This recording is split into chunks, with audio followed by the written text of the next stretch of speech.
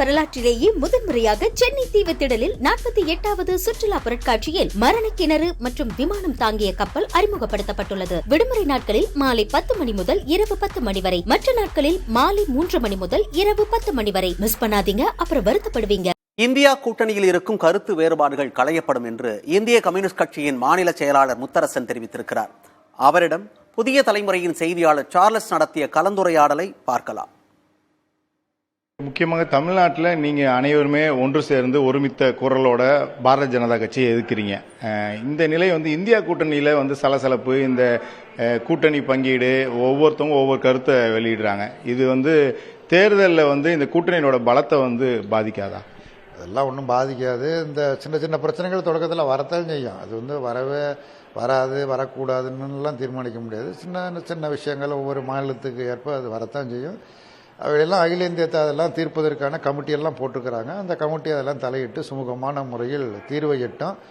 ஏன்னா இந்த இந்தியா கூட்டணியில் அங்கம் பெற்றிருக்கிற எல்லா கட்சிகளும், சின்ன கட்சியா பெரிய கட்சியா என்பதல்ல, எல்லா கட்சிகளுமே மோடி தலைமையிலான ஆட்சி அகற்றப்பட வேண்டும், பிஜேபி ஆட்சி அகற்றப்பட வேண்டும், ஆர்எஸ்எஸ் துணையோடு நடைபெறக்கூடிய அந்த ஆட்சி அகற்றப்பட வேண்டும் என்பதில், அந்த நோக்கத்தில் எல்லோரும் ஒற்றை குரலில் ஒருமித்த கருத்தோடு இருக்கிறார்கள். ஆகவே சின்ன சின்ன கருத்து மாறுபாடுகள், வேறுபாடுகள் இவையெல்லாம் களையப்படும். அதை பற்றி கவலைப்பட வேண்டிய அவசியம் இல்லை.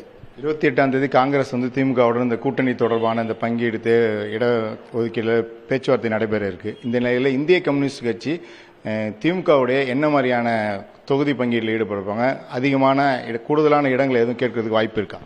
ஒவ்வொரு கட்சியும் கூடுதலான இடங்களை கேட்பது என்பது இயல்பு. காங்கிரஸ் கட்சியை 28ஆம் தேதி அழைச்சிருக்கிறாங்க.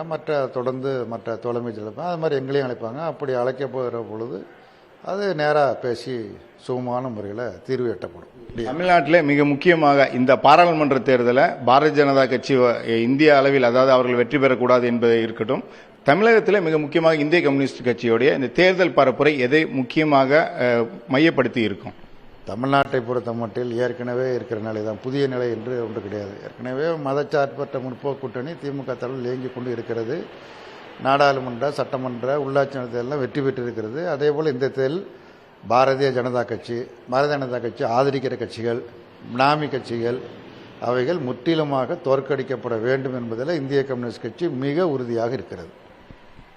மிக முக்கியமாக பாரதிய ஜனதா கட்சி மட்டுமல்லாமல் பாரதிய ஜனதா கட்சியை வெளியிலிருந்து ஆதரவு செய்யக்கூடிய அனைத்து கட்சிகளையும் தோற்கடிக்கக்கூடிய நிலைப்பாட்டில்தான் இந்த திமுக தலைமையிலான இந்த கூட்டணி மிக முக்கியமாக இந்த தேர்தல் பரப்புரையில் ஈடுபட போவதாக தெரிவித்திருக்கார்கள். புதிய தலைமுறைக்காக ஒளிப்பதிவாளர் சசிகுமாருடன் திருச்சியிலிருந்து.